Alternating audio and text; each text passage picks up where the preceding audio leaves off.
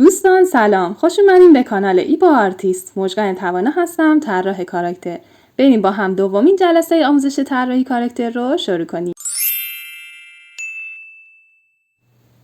برنامه فتوشاپ رو باز میکنیم و شروع میکنیم به آموزش نقاشی دیجیتال. توی این قسمت برای ایجاد سند در قسمت نیو فایل کلیک میکنیم و این پنجره برای شما باز میشه. شما میتونید از این سندهای آماده استفاده کنید یا هم اینجا طول و عرض مورد نظر خودتون رو بدین به اینجا و سند مورد نظر خودتون رو به دست بیارین. توی این قسمت برای نشون دادن پیکسل و اینچ شما این رو روی پیکسل تنظیم کنید. برای رزولوشن من 300 رو همیشه در نظر میگیرم که بالاترین عدد توی رزولوشن هست. توی این قسمت دوباره پیکسل و اینچ رو انتخاب میکنم. بچه حتما دقت کنید که روی سانتی متر نباشه، روی پیکسل و اینچ باشه. قسمت پایینتر 8 بیت و قسمت کالر هم حتما RGB باشه. من اینکه شما بخواید از چاپ افست استفاده کنین که اونم باز CMYK بذارید. ولی خب من اینجا معمولا همون RGB رو استفاده میکنم که برای چاپ دیجیتال هست. این قسمت پایینتر زمینه یا همون بک‌گراند هست که رنگش رو سفید یا به هر رنگی که خودتون دوست دارین میتونین استفاده کنین، ولی همون معمولا رنگ سفید رو میتونین بزنین یا اینجا هم مثلا میتونین هر رنگی که خودتون بخواین. حالا من اینجا رنگ خاکستری رو انتخاب میکنم چون رنگ سفید نور خیلی زیادی داره و برای چشممون یه کوچولو ضرر داره، واسه همین من اینجا رنگ خاکستری رو انتخاب میکنم. پایینتر هم دیگه نیازی نیست. این قسمت هم میتونین 1880 انتخاب بکنیم که بازم این کیفیت طرحی که میزنین رو نشون میده. کرییت رو میزنیم تا سندمون ایجاد بشه. خب این سند ما که اینجا ایجاد شده و این هم محیط کامل فتوشاپ، برنامه فتوشاپ. سمت چپ نوار ابزار ما رو نشون میده که شما میتونین هر ابزاری که داشته باشین روی نوار ببینین و ازش استفاده کنین. و قسمت سمت راست هم ممکنه برای شما مثلا کالر نباشه یا لایرز نباشه، شما میتونین خودتون شخصی سازی کنین که این قسمت ها چه چیزایی رو دم دستترتون باشه، انگار این قسمت دم دستتر باشه و راحت‌تر بتونین بهش دسترسی پیدا کنین. خب معمولا چون رنگ توی نقاشی دیجیتال بیشتر استفاده میشه، این قسمت رو من رنگ گذاشتم و قسمت پایینیش هم قسمت لایه ها رو داریم که یکی از مهمترین قسمت های بخش نقاشی دیجیتال هست. اگه این قسمت ها رو نمی‌بینید میتونید از منوی ویندو کالر انتخاب کنید و این بخش براتون باز بشه و لایرز رو انتخاب کنید و اون قسمت لایرز هم براتون باز میشه. ابزارها خیلی زیاد هستن و خیلی هم کاربردی هستن، چون نرم افزار فتوشاپ ادیت عکس داره و کلی کارهای دیگه داره و ما فقط میخوایم در بخش نقاشی دیجیتالش از ابزارهایی که مخصوص این نقاشی هستش و مخصوص نقاشی هست رو بهتون معرفی کنم. معرفی ابزار بچه کلی میذارم و در طی دوره‌های مختلف و درس‌های مختلف بهتون کلیشو میگم، یعنی هر ابزاری که برداشتیم و استفاده کردیم همونجا توضیحش رو میدم که وقتتون گرفته نشه. خب مثلا میخوایم ما یه دایره ایجاد بکنیم، میتونیم از ابزار الیپتیکال استفاده کنیم که بچه‌ها این ابزار زیر مجموعه داره که میتونیم باش مربع و خطهای عمودی و افقی ایجاد بکنیم. فقط تو این درس میخوام مفهوم کلی سایه و نور رو آموزش بدم تا بعدها که اگه خواستیم نقاشی یا طرحی رو رنگ کنیم دیگه نیازی به توضیح و اینها نباشه. پس بچه‌ها ما میخوایم اینجا فقط یه دونه دایره ایجاد کنیم. البته میتونیم از این ابزار دیگه هم استفاده کنیم. این ابزارم الیپس تول هستش، این هم براتون دایره ایجاد میکنه و فرقی نداره، شما میتونید از همین استفاده کنید، میتونید از این ابزار استفاده کنید. ابزار خیلی مختلفی داره و کارایی خودتون باید ببینید با کدوم یکی راحت تری. من فعلا از این استفاده میکنم.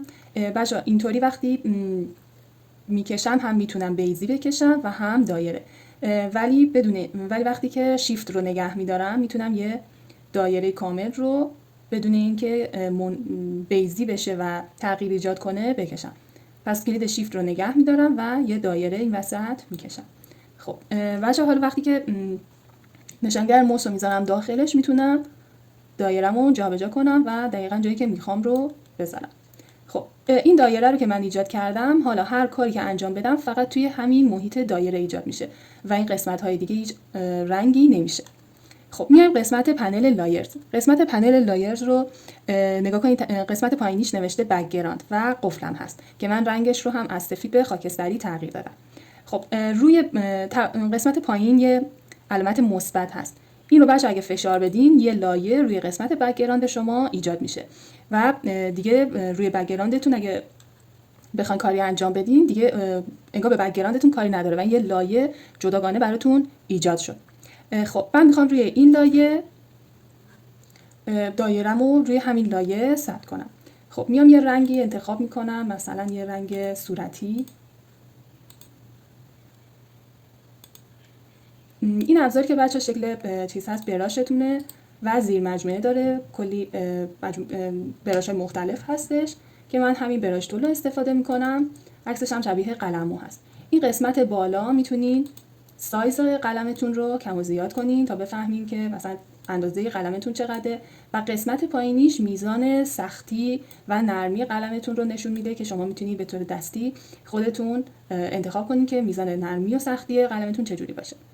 خب من یه قلم بزرگ برمیدارم چون خیلی کار ریزه کاری ندارم. میزان سختیش هم یه ذره زیاد میکنم، خیلی نمیخوام نرم باشه. با یه کلیک خیلی راحت توش رو رنگ میکنم. به همین راحتی اولین لایه من ایجاد شد.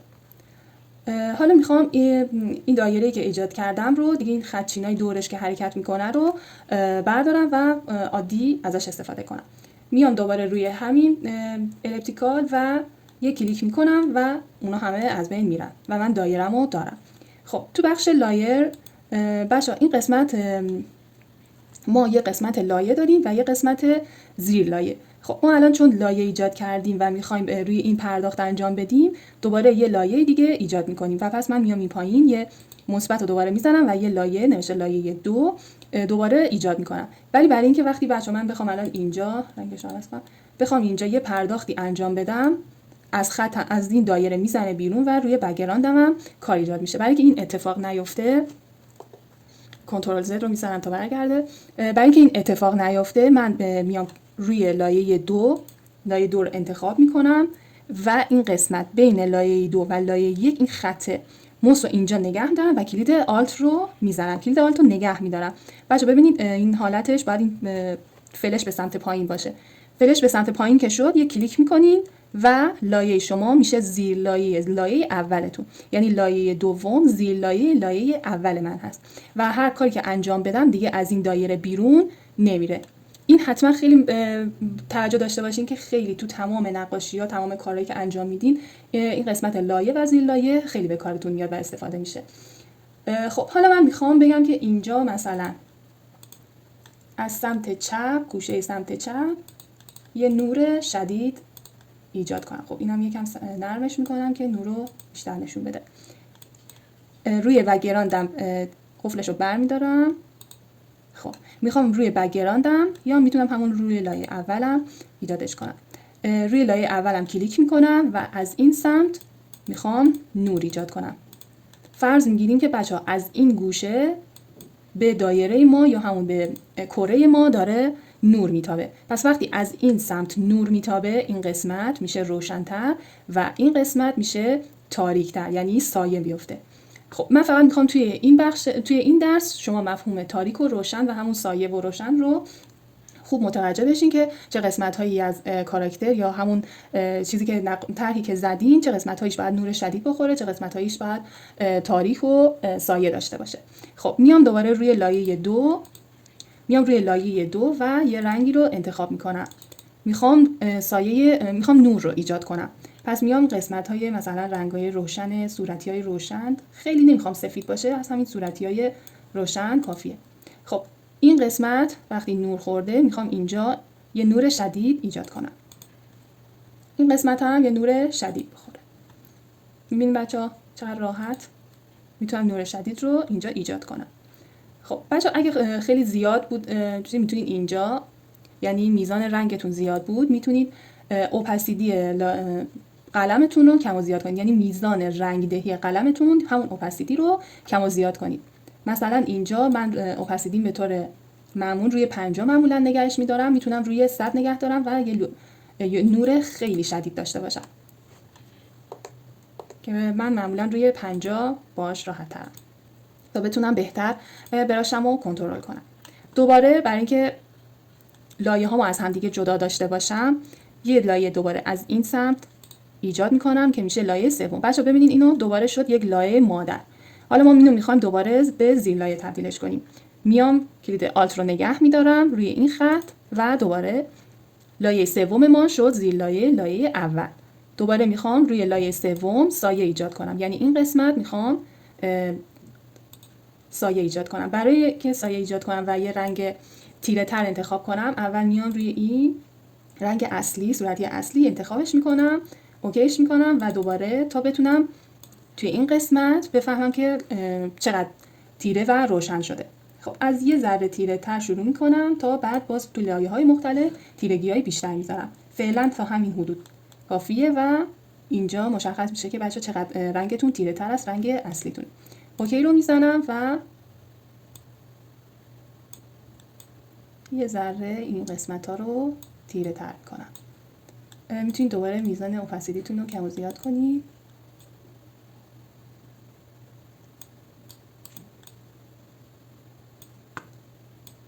و کم کم سایه بدیم. یه ذره دیگه سایه‌مو پررنگ‌تر میکنم و اوکی میکنم.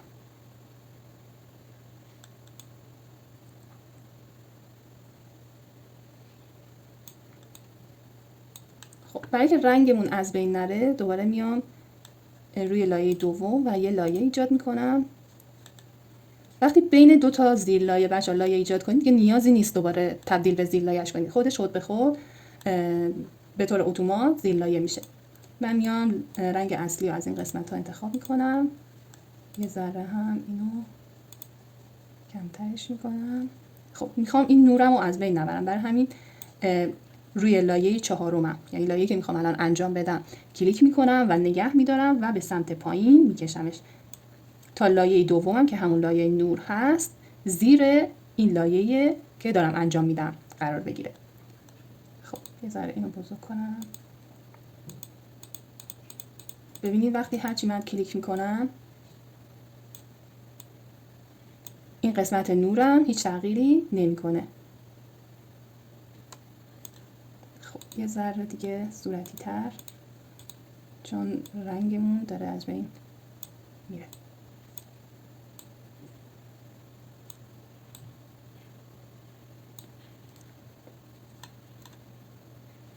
خب دوباره برمیگردیم روی لایه سوم و یه ذره هم اوپاسیتی رو کم میکنم و این قسمت ها کلیک میکنم.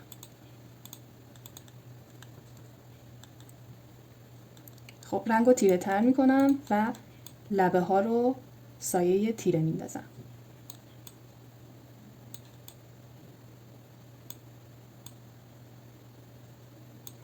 خب این هم بهتون بگم که بچه از این قسمت سمت لایه ها توی این قسمت هم میتونین مود لایه هاتون رو عوض کنید. مثلا اینجا مود من نرماله، شما میتونید مولتی پلای رو انتخاب کنید، سایه‌تون رو پخته تر نشون میده و میتونید با تغییر دادن این قسمت مود هم از چیزای مختلف استفاده کنید. مثلا اسکرین خیلی روشن میکنه، اوورلی رنگ رو خیلی شدید میکنه و اصلا به سایه و روشنش کاری نداره، فقط میزان رنگ رو خیلی شدید میکنه.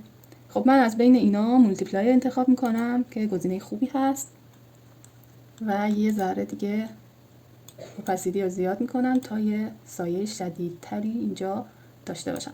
وقتی نور از این سمت میتابه بچه این قسمت نور شدیده، شما میتونید حتی این گوشه ها رو هم سایه داشته باشید، سایه های خیلی شدیدتر. خب من یه ذره اینو تغییرش میدم و این قسمت ها رو هم یه ذره سایه میدم تا این گوی ما بیشتر حجمش دیده بشه.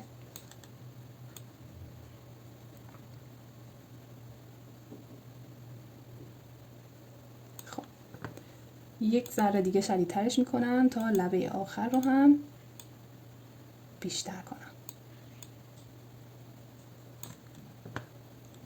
دوباره یه زیر لایه درست میکنم.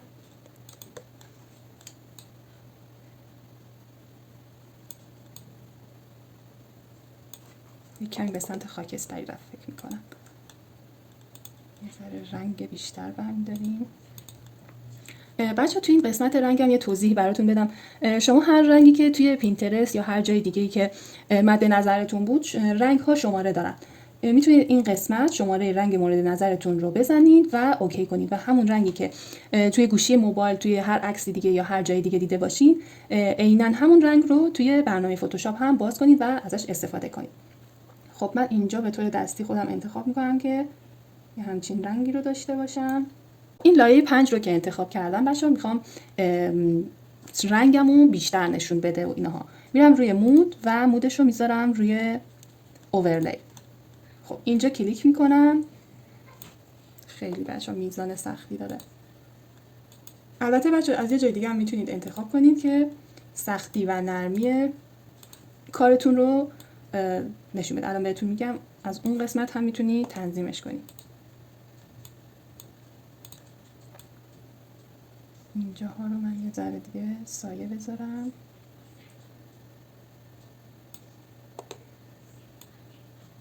چیزی که میخوام در نمیاد هنوز. خب یه ذره دیگه این گوی ما یه ذره رنگش کم شده و میخوام این قسمت ها رنگ داشته باشه. خب بچه احساس میکنین که خرابکاری داره میشه، ولی نه، من مخصوصا این کار رو کردم تا بهتون نشون بدم که چطوری. خب میام بچه توی قسمت این قسمت این کار کردم تا از یه قسمت دیگه هم بهتون نشون بدم که چجوری رنگا رو با هم دیگه ادغام کنیم.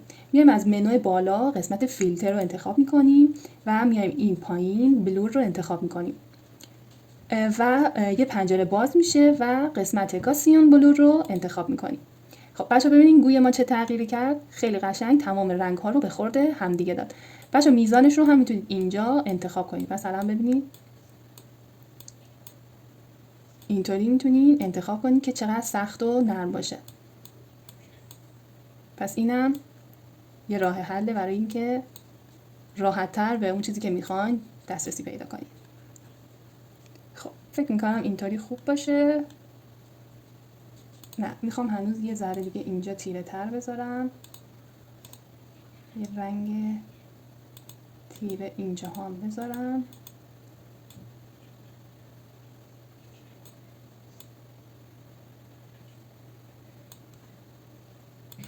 یه رنگ روشن‌ترم این قسمت ها بذارم. مثل این ولی روشن‌تر. خب حالا دوباره میام روی فیلتر بلور و گاسین بلور رو میزنم. بچه ببین چه تغییری کرد، چقدر راحت‌تر رنگ ها رو به خورده هم میده. چجوری بود و چطوری شد؟ خب فکر می‌کنم اینطوری خوبه و یه ذره دیگه اوکی. خب میام دوباره روی لایه 5 و یه رنگ نور شدید دوباره برمیدارم و این قسمت میخوام کلیک کنم. یه ذره بچه‌ها اینو میبرم کامل تا نرم باشه. یه ذره براشم بزرگتر میکنم و یه کلیک خیلی کوچولو روش میزنم. خب بچه‌ها تقریبا دیگه این کارمون تموم شد و بعد بریم سراغ بک‌گراند. نمیدونم چرا من هنوز وسواس دارم روی این سایه ها و دوست دارم این قسمت هم هنوز سایه داشته باشن.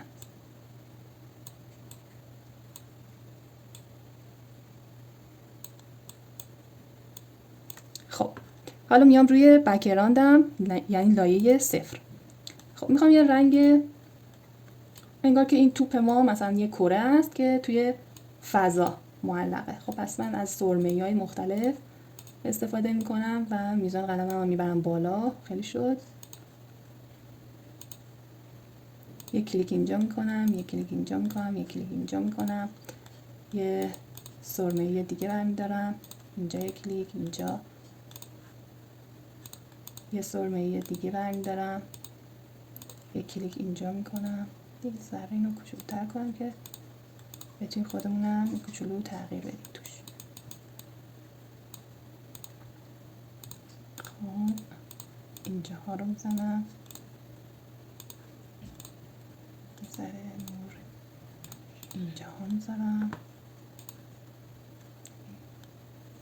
خب دوباره میام روی فیلتر و گاسیون بلور.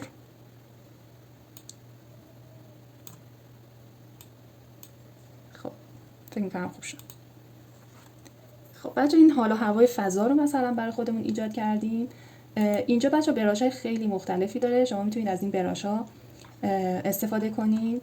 تمام این پوشه هایی که این گوشه براتون میاد همشون داخلش پر از براش‌های مختلف هست که خود فتوشاپ گذاشته و حتی میتونید براش دانلود کنید از سایت های مختلفی که براش میذارن و اینجا آپلودش کنید و ازشون استفاده کنید. خب من فعلا باید بگردم تا یه براش خوب پیدا کنم که میخوام چند تا ستاره بذارم. همین براش خودمونم بچه‌ها میتونید، فقط باید میزان سایزش رو انتخاب کنیم و چند تا نور هم اینجاها مثلا بذاریم.